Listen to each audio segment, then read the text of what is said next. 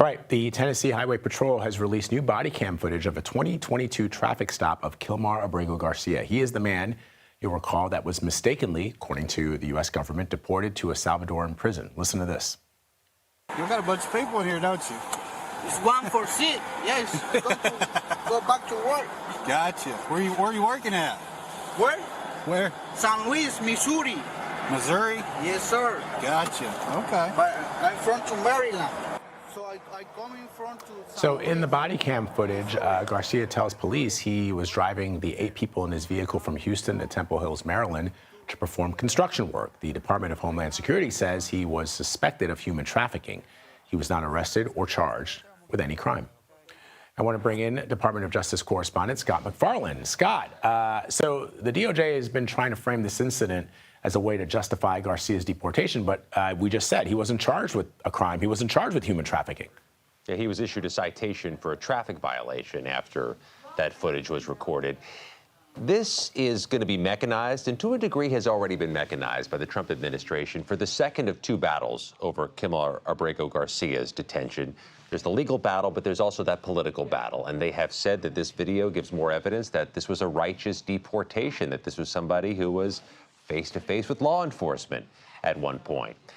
The political battle has an uncertain future, but the legal battle has a date certain. Vlad, there's going to be a hearing or deadlines next week requiring the administration to explain why Abrego Garcia was mistakenly deported to that Salvadoran prison March 15th and why he has not been returned to the U.S. as ordered by the Maryland federal judge.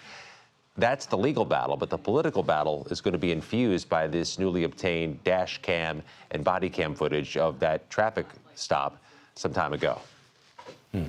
And you'll obviously know this, Scott. A Trump-appointed federal judge just ruled the president's use of Alien Enemies Act to deport Venezuelans is unlawful. So talk more about that.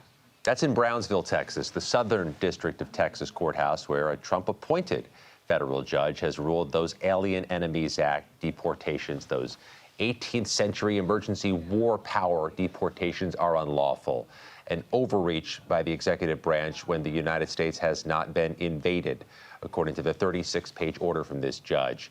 It puts a halt to Alien Enemies Act deportations in that Southern District of Texas, but it also lays down a marker for the forthcoming legal battles, potentially back at the Supreme Court over the Alien Enemies Act. One other note, though, Vlad, the administration has been expediting transfers of would-be deportees to Texas and to Louisiana, where some would say that the judges may be more sympathetic to the administration's cause there. This judge in the Southern District of Texas was not.